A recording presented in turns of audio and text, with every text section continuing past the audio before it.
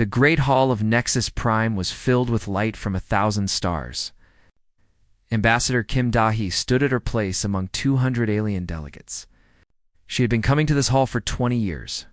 She knew every face, every voice, every way these beings thought and spoke. Today, something felt wrong. Elder Venix rose from his seat at the center of the hall. He was old, even by the standards of his kind. His skin was gray and wrinkled like ancient stone. 6 eyes looked out at the assembly with the cold confidence of someone who had ruled for centuries. When he spoke, his voice filled every corner of the room. The Council has reviewed the matter of resource distribution, Venix said. We have decided that humanity will increase their agricultural contributions to 40% of their total output.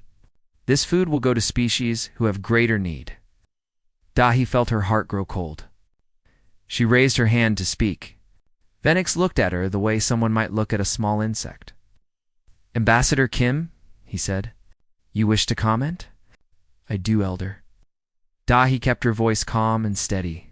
She had learned long ago that anger never helped in this hall. Humanity already gives more food to the Council than any species our age. We have been among the stars for only 100 years. In that time, we have shared everything we have. We have asked for nothing in return. This new demand would leave many of our own people hungry. Soft sound moved through the hall.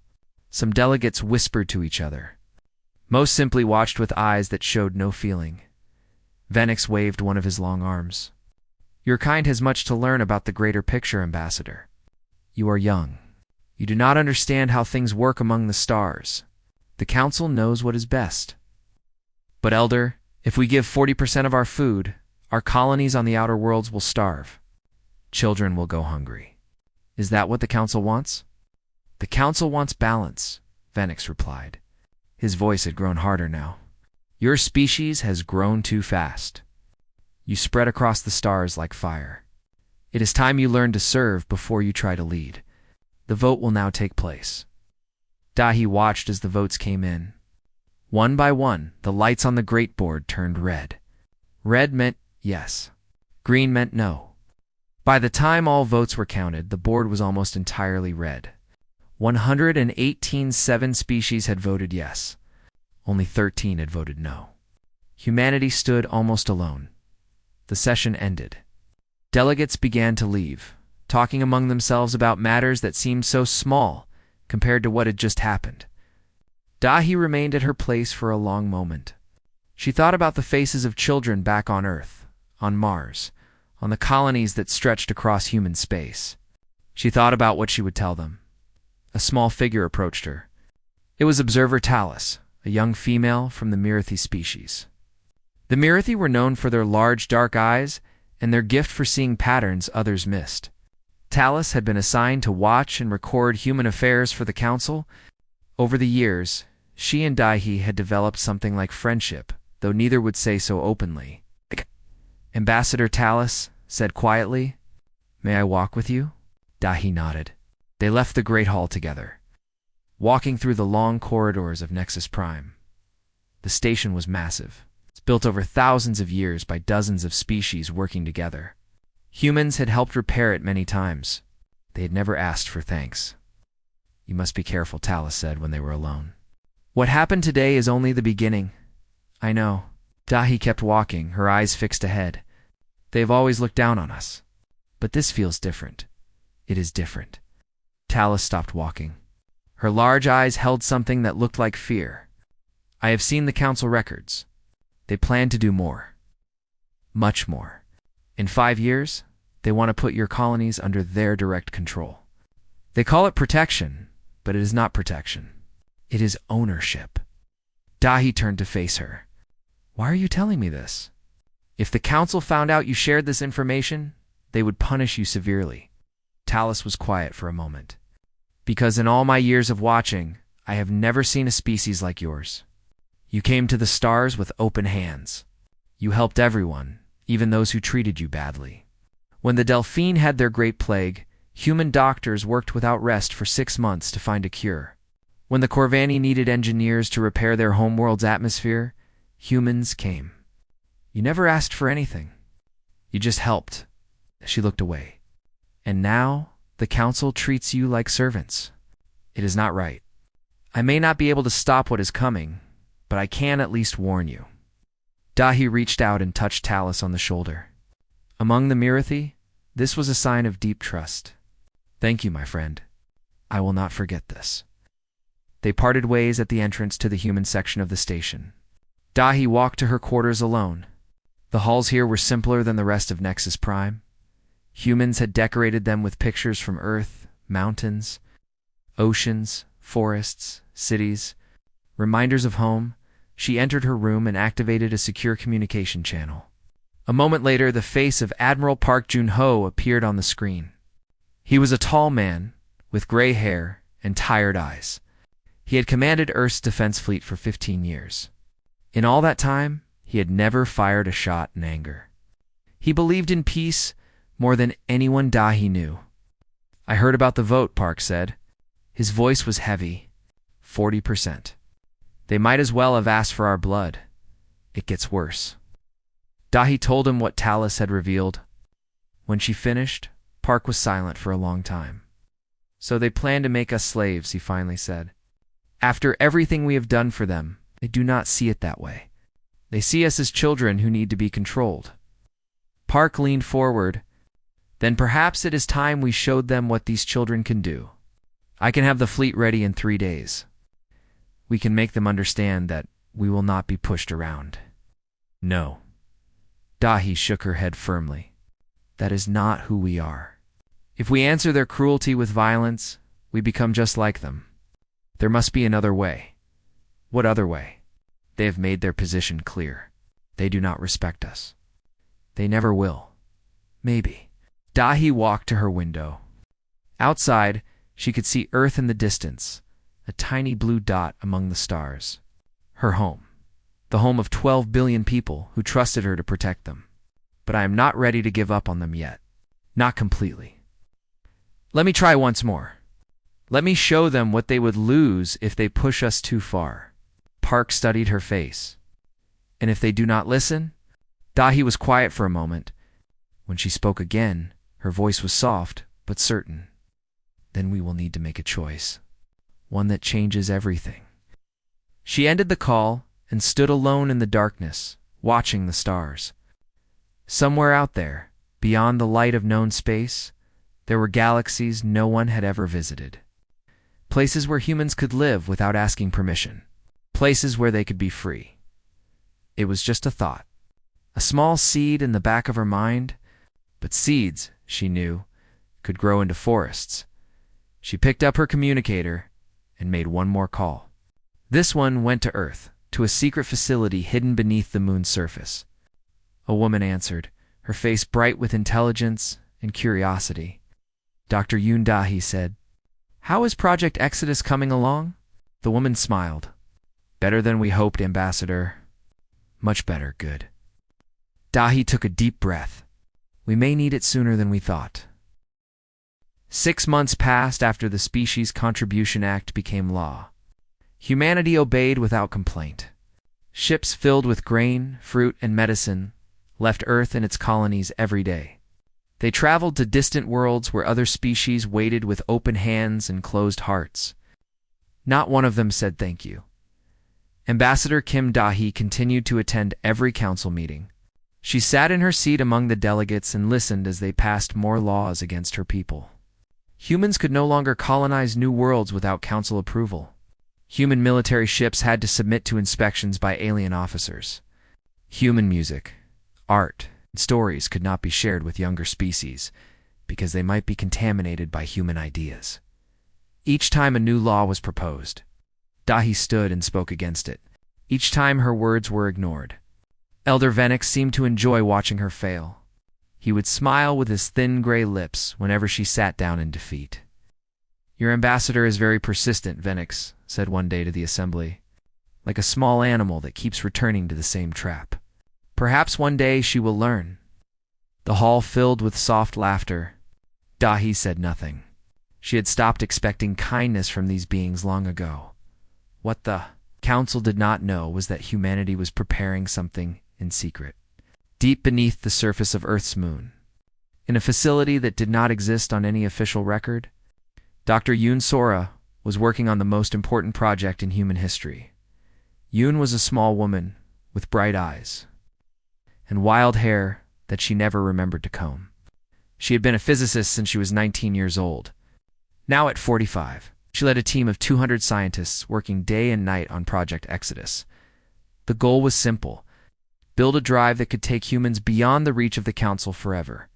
Current technology allowed ships to travel between star systems in weeks or months. Yoon's drive would cross entire galaxies in the same amount of time. It was impossible, everyone said. But Yoon had never believed in impossible. We did it. She spoke these words on a cold Tuesday morning, standing in front of a machine that hummed with energy unlike anything in known science. Her team gathered around her, faces tired but shining with hope. The calculations are complete. The drive is ready for testing. A young engineer named Beat Gisu raised his hand. "Doctor, are you sure it will work? If the drive fails during a jump, the ship could be torn apart." "Okay. Nothing in science is sure," Yoon replied, "but I have checked the numbers 1,000 times. I believe it will work. The question is whether we are brave enough to try." The team voted. Every hand rose in favor of testing. They were scientists, but they were also human. They knew what was happening to their people out in the stars. They knew that this machine might be the only chance their species had to survive with dignity. Captain Lee Min-ho arrived at the moon base 3 days later. He was a tall man with a calm face and steady hands. He had spent 20 years exploring the edges of known space, going further than any human before him. When Dahi asked him to lead the test flight, he agreed without hesitation. "The ship is called Horizon," Yoon explained as they walked through the hangar. "It can carry 50 people in comfort, or 200 in emergency conditions. The drive is mounted in the center of the vessel, protected by 6 layers of shielding." Min-ho studied the ship with careful eyes. It was beautiful in a simple way, all clean lines and practical design. No fancy decorations, no wasted space. A ship built for survival. "Where will we go?"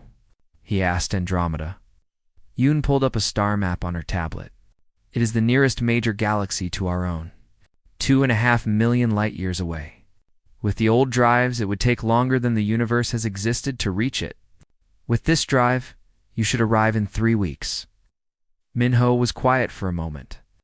2.5 million light-years. The distance was so vast that his mind could barely hold it. And yet if Yoon was right, he would cross it in less time than it took to travel from Earth to the outer colonies.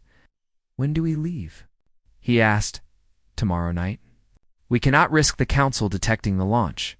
You will have to slip past their sensor network in the darkness between stars."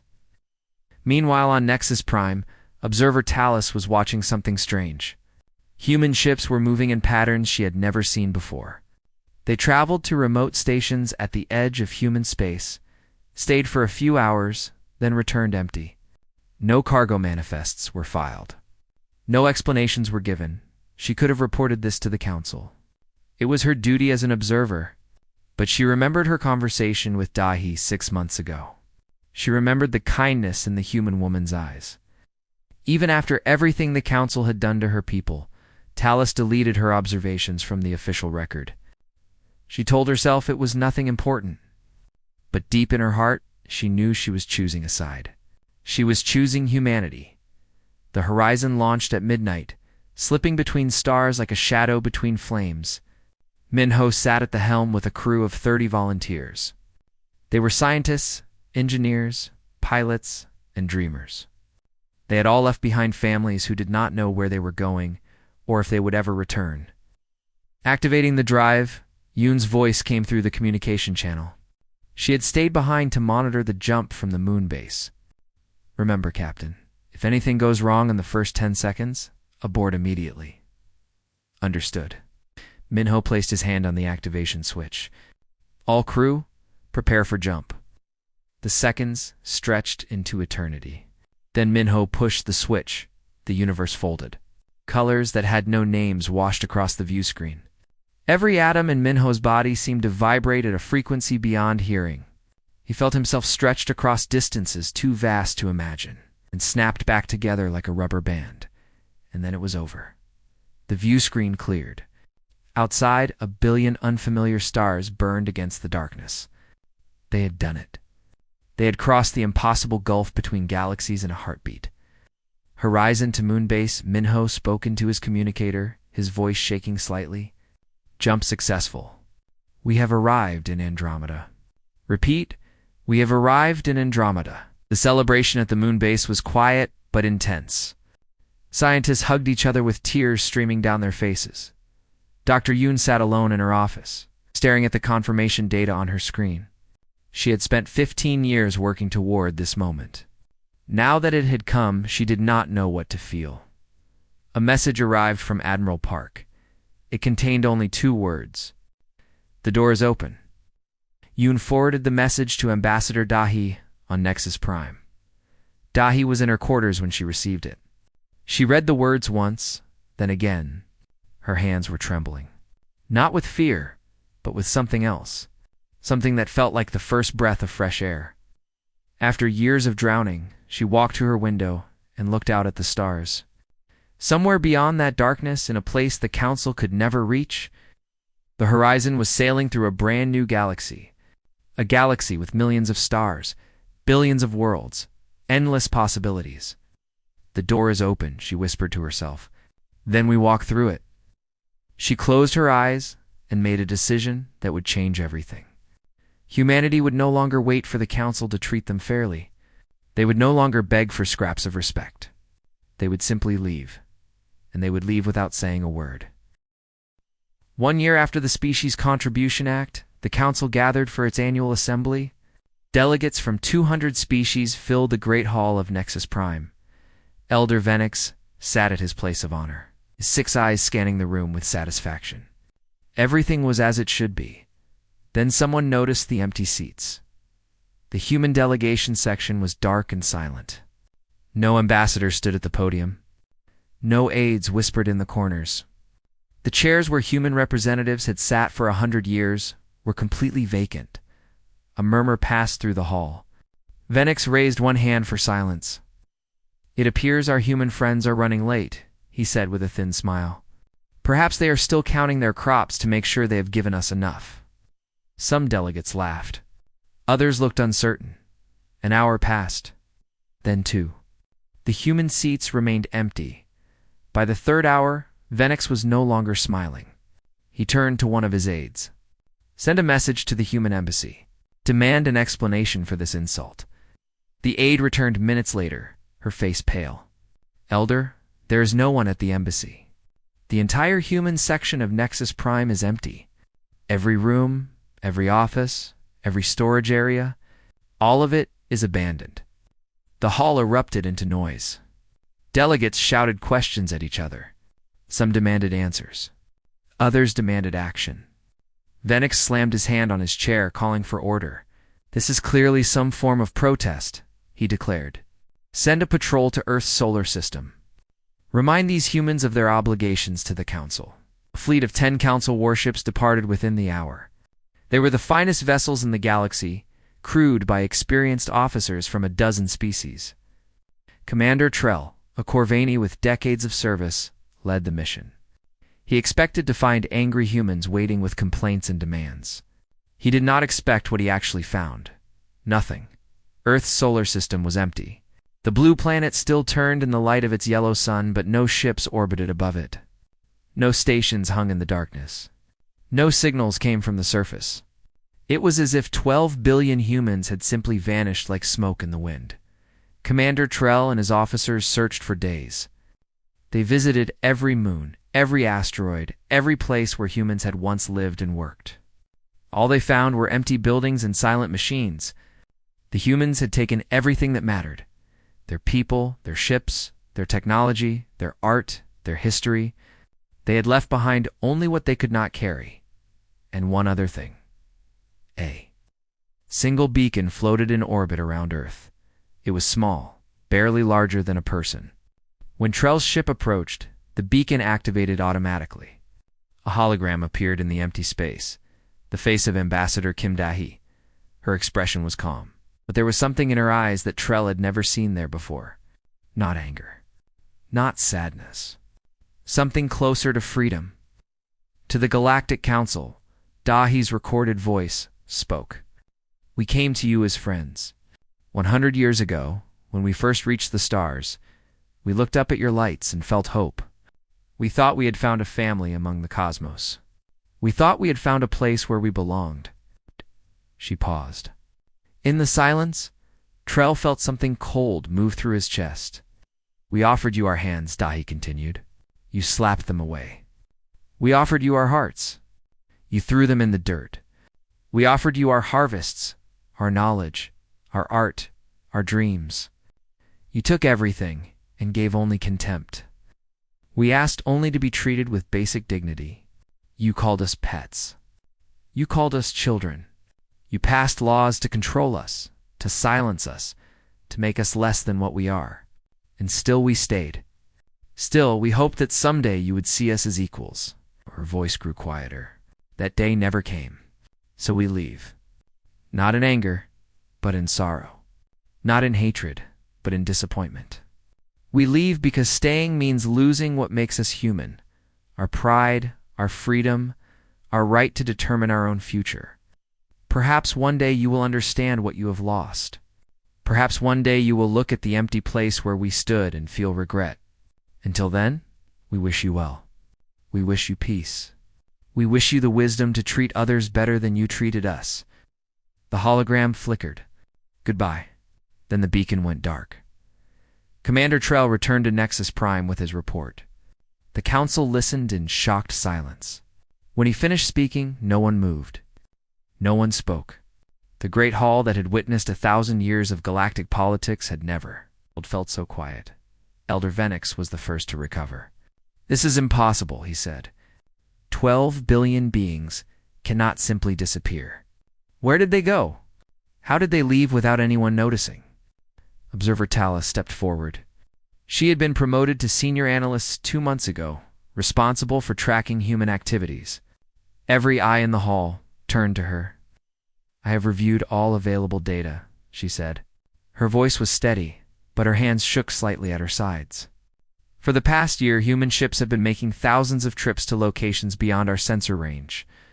They moved slowly, carefully, always in small groups that would not attract attention.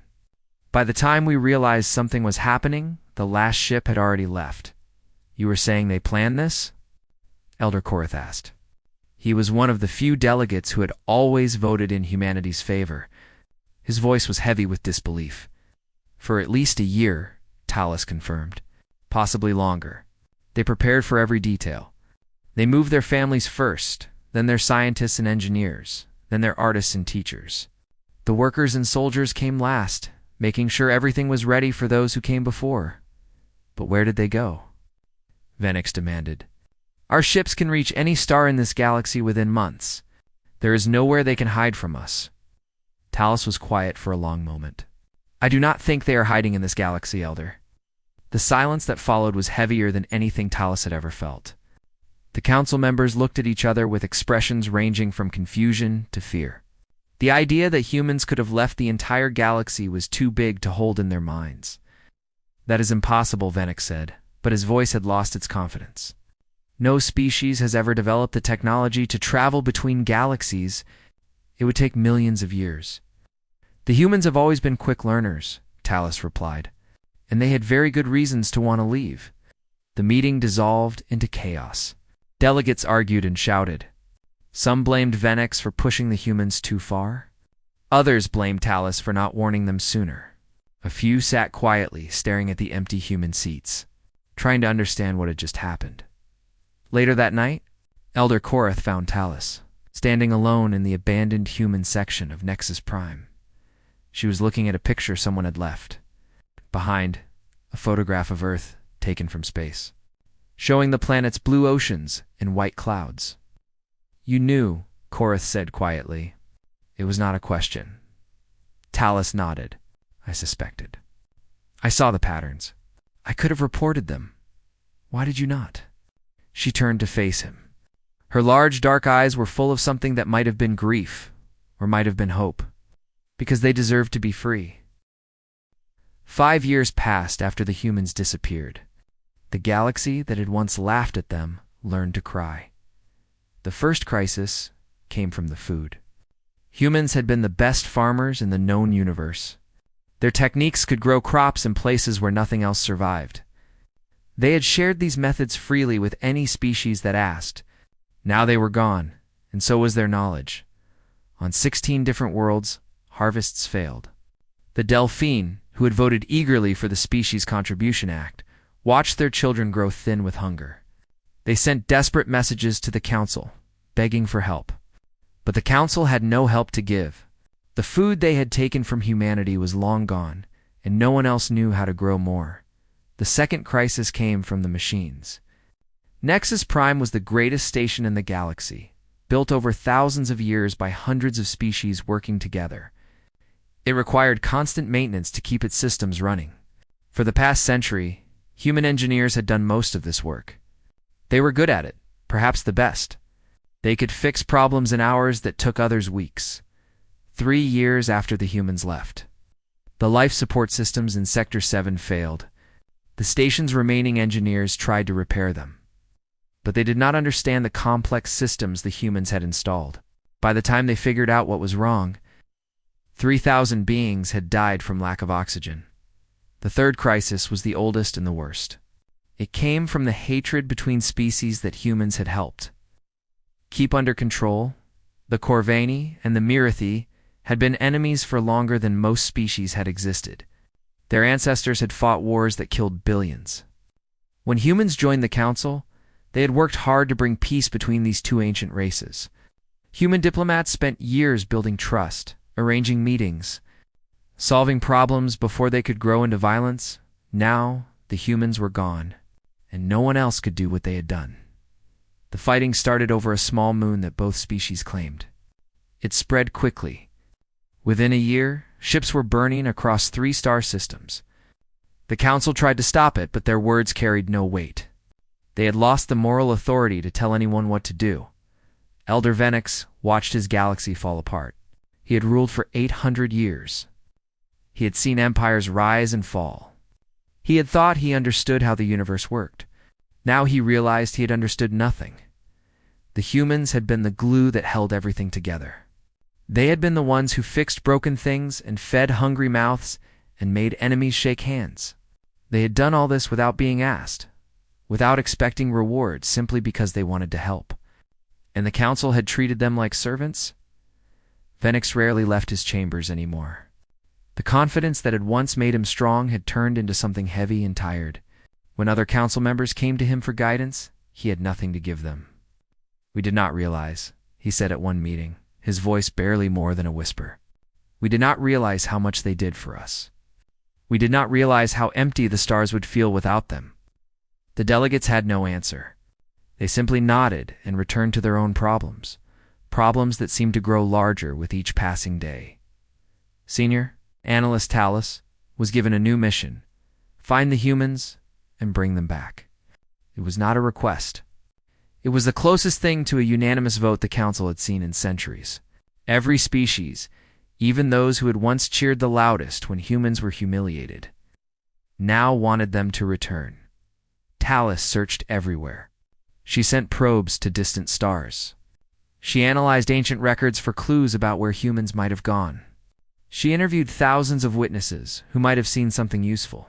Year after year, she found nothing. The humans had simply vanished beyond the edge of known space. They had stepped off the map into a darkness no one else could follow. Sometimes, late at night, Talus would stand in the abandoned human section of Nexus Prime and look at the things they had left behind. Photographs of green mountains and blue seas, books filled with stories of heroes and villains, toys that children had once played with. Each item was a small window into a world that no longer existed. She found herself talking to them sometimes. "These ghosts of humanity, where are you?" she would whisper. "Are you safe? Are you happy? Do you ever think about us?" The empty rooms never answered. In the 4th year, Elder Korath proposed something radical. "We must apologize," he told the Council. "Not just send a message. We must go to them, wherever they are, and beg for forgiveness. We must admit that we were wrong. The reaction was immediate and fierce.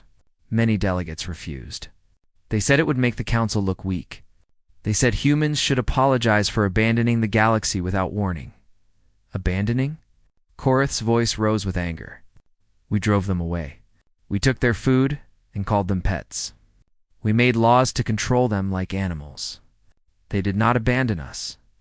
We abandoned them first, in every way that mattered. The debate lasted for months. Species that had once been allies turned against each other. Old friendships shattered. The council, which had governed the galaxy for thousands of years, began to tear itself apart. Finally, in the 5th year, Venix called for silence. He rose from his seat slowly, like an old tree bending in the wind. His gray skin had grown darker. His 6 eyes had lost their shine. He looked like a being waiting to die. I have been thinking, he said, about the day I called the humans pets.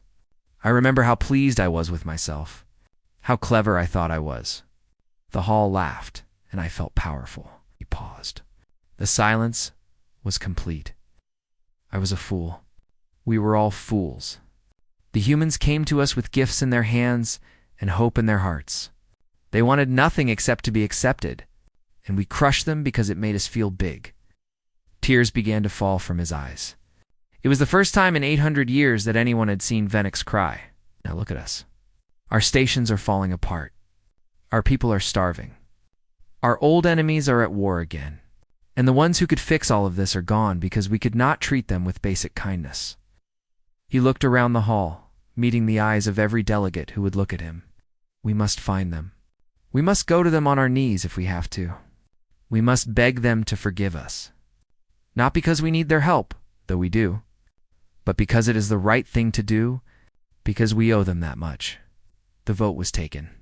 For the first time in council history, every single species voted yes. The motion passed unanimously. They would search for humanity. They would find them wherever they had gone. And they would ask, with whatever pride they had left, for a second chance. Talus watched the votes appear on the board. All green. All in favor. She thought about Dahi, about the calm woman who had once sat in the seat that was now empty. She wondered what Dahi would think if she could see this moment. We are coming, Talus whispered to the stars. We are coming to say we are sorry. 10 years after humanity disappeared, Talus finally found them. It started with a signal. A tiny pulse of energy coming from beyond the edge of the galaxy, from a region so distant that no ship had ever traveled there. The signal was faint, but it was clearly artificial. And it was clearly human. Talus gathered a small expedition. 12 ships carrying representatives from every major species in the council. They traveled for months through empty space, following the signal like a thread through darkness. What they found at the end of that thread took their breath. Humanity had not just survived. Humanity had built something magnificent. The ships emerged from their jump into a sky filled with lights. Not stars, but ships. Millions of them, moving between worlds that sparkled with cities and life. Space stations larger than anything the council had ever built floated among them. Each one home to countless people. In 10 years, humans had colonized an entire galaxy. They had spread across thousands of star systems. They had built a civilization that made everything the council had achieved look small. Talus stood at the viewport of her ship. Unable to speak, tears ran down her face. She had spent so long searching, so long hoping. And now here they were. Alive, free, happy. A communication request appeared on her screen. She accepted it with trembling hands. The face that appeared was older now, with gray streaks in her hair, but the calm eyes were the same. Ambassador Kim Dahi smiled gently. "Hello, Talus," she said. "We've been waiting for you." Talus tried to speak, but her voice would not work. She could only nod. "Come," Dahi continued. "There is much to discuss." The council ships were guided to a beautiful world covered in green forests and blue oceans. It reminded Talus of the pictures she had seen in the abandoned human section of Nexus Prime Pictures of Earth, the home they had left behind. Dahi met them at the landing platform. She was surrounded by other humans, faces both familiar and new. Admiral Park Junho stood at her side, his gray hair now completely white, but his back still straight. Captain Lee Minho was there too, the explorer who had made the first impossible journey. And Dr. Yoon Sora, the scientist whose invention had saved her people. Talus delivered the council's message. She spoke of the regret they felt. She spoke of the suffering that had come after humanity left. She spoke of Venix's tears and Korath's pleas. She begged on behalf of 200 species for forgiveness. When she finished, silence filled the air. The humans looked at each other with expressions that were difficult to read. Finally, Dahi spoke. We left because we had to, not because we wanted to. Every day for 10 years, I have thought about the people we left behind. The Mirathi children who used to come to our schools. The Delphine artists who learned to paint from our teachers. The countless beings who had nothing to do with how the council treated us, but who suffered when we were gone. She stepped forward and took Talus's hands in her own. We never stopped caring about them. We never stopped caring about you. Talus felt fresh tears on her cheeks. Then will you come back? Will you help us again? Dahi was quiet for a long moment. Then she turned to the others. Admiral Park was the first to speak. They treated us like animals. They took everything we offered and gave nothing but scorn.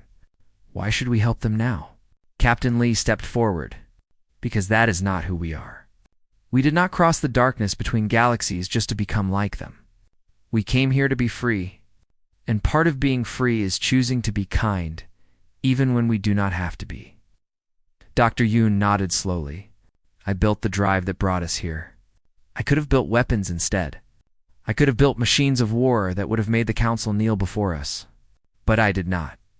Because being human is not about power. It is about using what we have to make things better. Park listened to his old friends. His hard expression softened slightly. So what do you propose? That we go back to being their servants? No, Dahi said firmly. We will never go back to that. But we do not have to. We have built something wonderful here. Something no one can take from us. We can share what we have learned without giving up what we have become. She looked at Talus. We will not return to council space.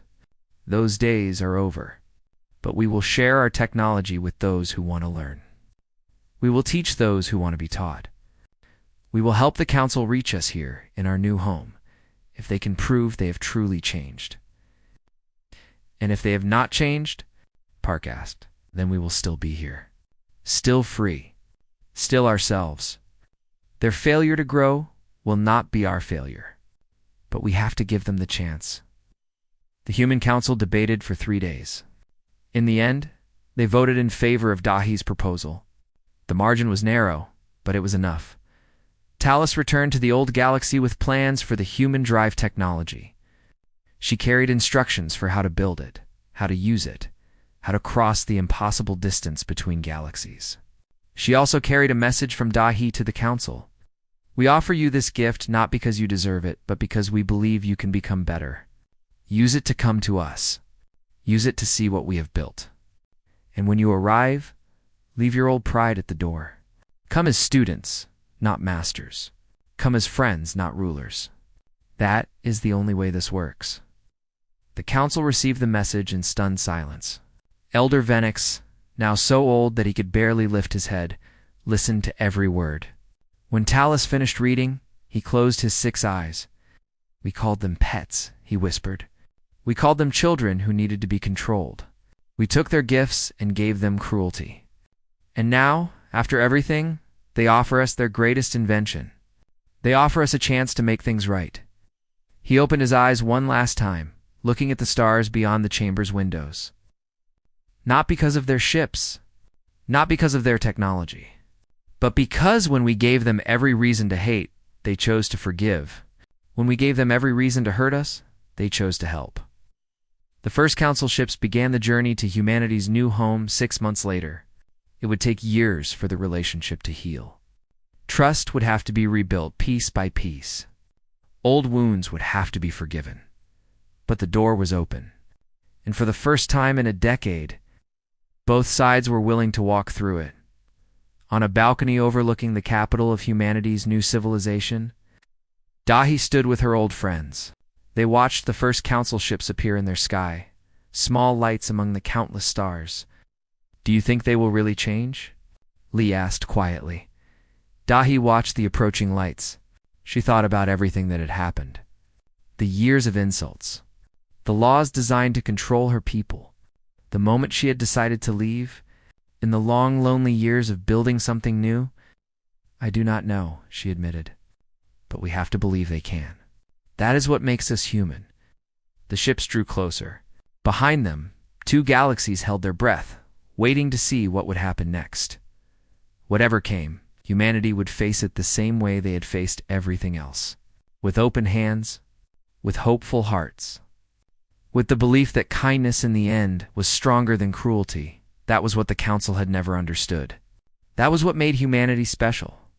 That was why, even after everything, they had chosen to forgive.